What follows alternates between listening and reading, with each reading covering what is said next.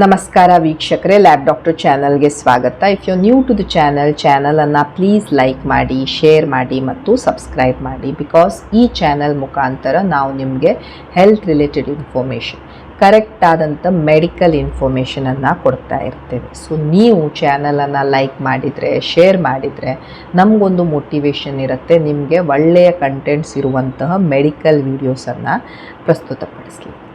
ಇವತ್ತಿನ ವಿಡಿಯೋದಲ್ಲಿ ನಾವು ಈ NT-TPO ಆ್ಯಂಟಿಬಾಡಿ ಟೆಸ್ಟ್ ಅಥವಾ NT-TG ಆ್ಯಂಟಿಬಾಡಿ ಟೆಸ್ಟ್ ಅಥವಾ ಈ ಹಶಿಮೋಟೋ ಥೈರಾಯ್ಡೈಟಿಸ್ ಇದ್ರ ಬಗ್ಗೆ ಸ್ವಲ್ಪ ಮಾಹಿತಿಯನ್ನು ಪಡೆದುಕೊಂಡು, ನಿಮಗೆ ಥೈರಾಯ್ಡ್ ಪ್ರಾಬ್ಲಮ್ ಇತ್ತು ಆ್ಯಂಡ್ ಹೈಪೋಥೈರಾಯ್ಡಿಸಮ್ ಇದೆ ಅಂದರೆ TSH ಹೆಚ್ಚಿಗೆ ಬಂದಿರುತ್ತೆ ನಿಮ್ಮದು ಆ್ಯಂಡ್ T3 T4 ಕಡಿಮೆ ಬಂದಿರುತ್ತೆ, ಅದನ್ನು ನಾವು ಹೈಪೋಥೈರಾಯ್ಡ್ ಅಂತ ಹೇಳ್ತಾ ಇರ್ತೀವಿ. ಹೈಪೋ ಅಂದರೆ ಕಡಿಮೆ, ಓಕೆ. ಥೈರಾಯ್ಡ್ ಹಾರ್ಮೋನ್ ಕಡಿಮೆ ಇರುತ್ತೆ ನಿಮಗೆ.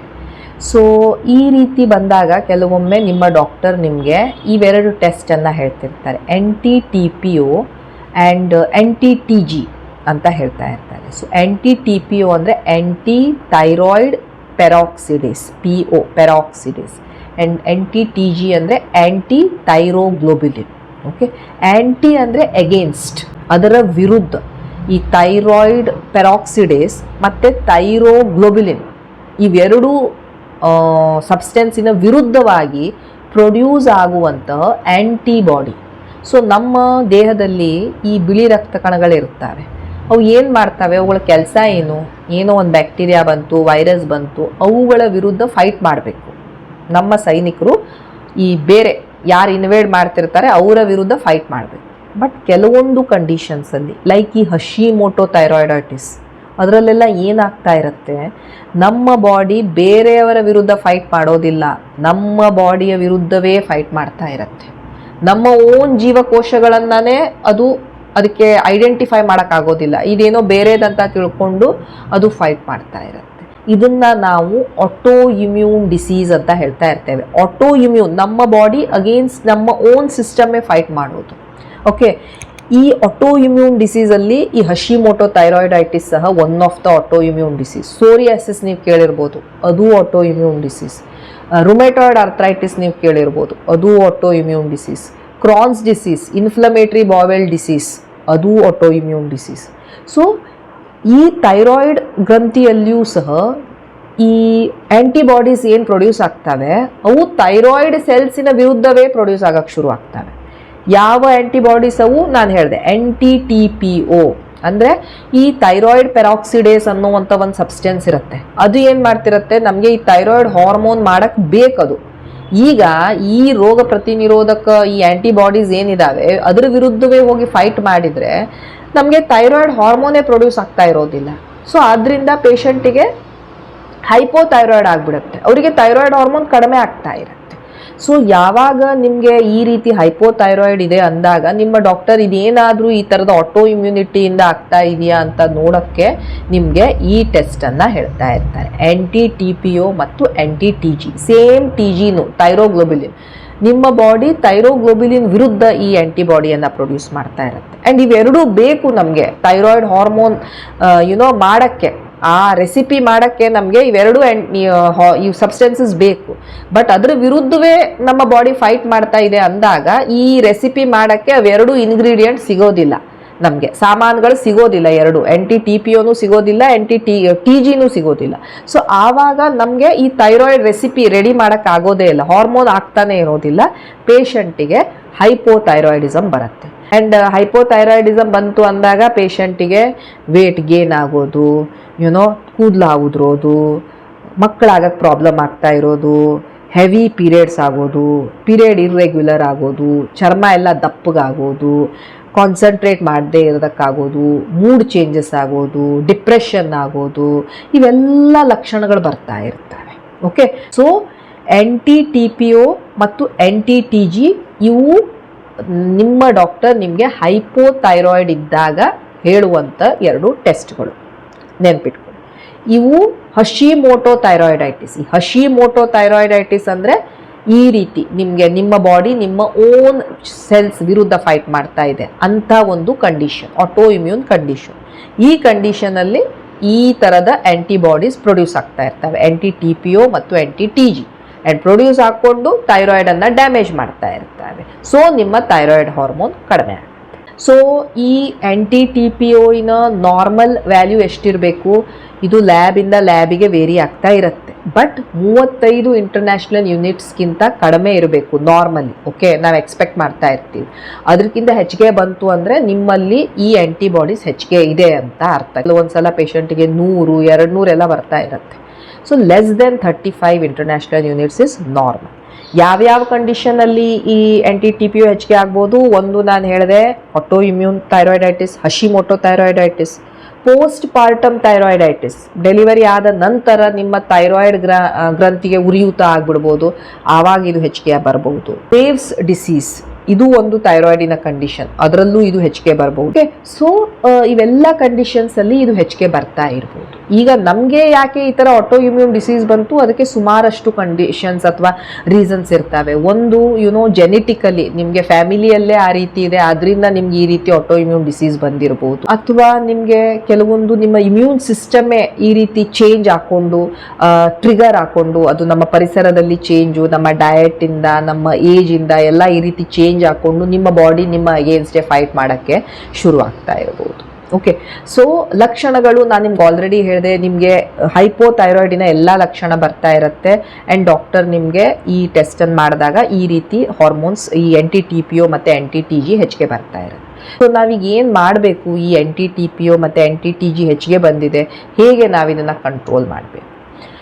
ಸೊ ಈಗ ಫಸ್ಟ್ ಆಫ್ ಆಲ್ ನಿಮಗೆ ಹೈಪೋಥೈರಾಯ್ಡ್ ಇದೆ ಅಂದಾಗ ನಿಮ್ಮ ಡಾಕ್ಟರ್ ನಿಮಗೆ ಲಿವೋಥೈರಾಕ್ಸಿನ್ ಅನ್ನು ಕೊಡ್ತಾರೆ. ಯಾಕಂದರೆ ನಿಮಗೆ ನಿಮ್ಮ ಬಾಡಿಗೆ ಥೈರಾಯ್ಡ್ ಹಾರ್ಮೋನ್ ಪ್ರೊಡ್ಯೂಕ್ಷನ್ ಮಾಡೋಕ್ಕಾಗ್ತಾ ಇಲ್ಲ. ಸೊ ಹೊರಗಡೆಯಿಂದ ನಾವು ಹಾರ್ಮೋನನ್ನು ಕೊಡ್ಬೋದು. ನೀವೇನು ಈ ಥೈರಾಕ್ಸಿನ್ ಹಾರ್ಮೋನ್ ತೊಗೊಳ್ತಾ ಇದ್ದೀರಾ ಟ್ಯಾಬ್ಲೆಟ್ ಫಾರ್ಮಲ್ಲಿ, ಅದು ನಿಮಗೆ ಹಾರ್ಮೋನ್, ಈ ಥೈರಾಯ್ಡ್ ಹಾರ್ಮೋನನ್ನು ಕೊಡ್ತಾ ಇರುತ್ತೆ. ಇದು ಬಹಳ ಇಂಪಾರ್ಟೆಂಟ್ ಇರುತ್ತೆ. ಯಾಕಂದರೆ ನೀವು ಈ ಮಾತ್ರೆಗಳನ್ನು ತೆಗೆದುಕೊಳ್ಳದೇ ಇದ್ದರೆ ನಿಮ್ಮ ಬಾಡಿಗೆ ಸರಿಯಾಗಿ ಕೆಲಸನೇ ಮಾಡೋಕ್ಕಾಗ್ತಾ ಇರೋದಿಲ್ಲ. ನಿಮ್ಮ ಸಿಂಪ್ಟಮ್ಸ್ ಎಲ್ಲ ವರ್ಸನ್ ಆಗ್ತಾ ಇರ್ತವೆ, ನಿಮ್ಮ TSH ಹೆಚ್ಚಿಗೆನೇ ಆಗ್ತಾ ಇರುತ್ತೆ. ಸೊ ನೀವು ಈ ಮೆಡಿಸಿನ್ ಅನ್ನ ಅಂತೂ ತೆಗೆದುಕೊಳ್ಳಲೇಬೇಕಾಗಿರುತ್ತೆ. ನಿಮ್ಮ ವೇಟಿಗೆ, ನಿಮ್ಮ TSH ನ ಲೆವೆಲ್ ಮೇಲೆ ನಿಮ್ಮ ಡಾಕ್ಟರ್ ನಿಮಗೆ ಯಾವ ಡೋಸ್ ಸೂಟ್ ಆಗುತ್ತೆ ಅದನ್ನ ಕೊಡ್ತಾ ಇರ್ತಾರೆ. ನೀವು ಏನು ಈ ಥೈರೋನಾರ್ಮ್ ಏನು ತಗೊಳ್ತಾ ಇರ್ತೀರಾ ಅದನ್ನ ನಾವು ಕೊಡಲೇಬೇಕು. ಬಿಕಾಸ್ ನಿಮ್ಮಲ್ಲಿ ಥೈರಾಯ್ಡ್ ಹಾರ್ಮೋನೇ ಕಡಿಮೆ ಇದೆ. ಅದರ ಜೊತೆ ನೀವು ಕೆಲವೊಂದು ಥಿಂಗ್ಸನ್ನು ಮಾಡ್ಬೋದು. ಯಾವುದರ ಮುಖಾಂತರ ನೀವು ಈ NT-TPO NT-TGಯನ್ನು ಕಡಿಮೆ ಮಾಡಿಕೊಳ್ಬೋದು. ಒಂದು, ಈ ಗ್ಲೂಟನ್ ಇರುವಂಥ ಆಹಾರ. ಗ್ಲೂಟನ್ ಯಾವುದರಲ್ಲಿರುತ್ತೆ? ಈ ಮೈದಾ, ಬೇಕ್ರಿ ಪ್ರಾಡಕ್ಟ್ಸು, ಹೆಚ್ಚಿಗೆ ಶುಗರ್ ಇರುವಂಥದ್ದು, ಈ ರೀತಿ ಎಲ್ಲ ಆಹಾರದಲ್ಲಿ ಗ್ಲೂಟನ್ ಹೆಚ್ಚಿಗೆ ಇರುತ್ತೆ. ಆ ರೀತಿ ಆಹಾರವನ್ನು ನೀವು ಕಡಿಮೆ ಕನ್ಸ್ಯೂಮ್ ಮಾಡೋಕ್ಕೆ ಟ್ರೈ ಮಾಡಬೇಕು. ಈ ಮೈದಾ, ಶುಗರ್ ಹೆಚ್ಚಿಗೆ ಇರೋದು, ಬೇಕ್ರಿ ಪ್ರಾಡಕ್ಟ್ಸು, ಪ್ರೊಸೆಸ್ಡ್ ಫುಡ್ಡು, ಪ್ಯಾಕೆಟಲ್ಲಿ ಬರುವಂಥ ಫುಡ್ಡು, ಇವುಗಳನ್ನೆಲ್ಲ ಸ್ವಲ್ಪ ಕಡಿಮೆ ತಿನ್ನೋಕ್ಕೆ ಶುರು ಮಾಡಬೇಕು.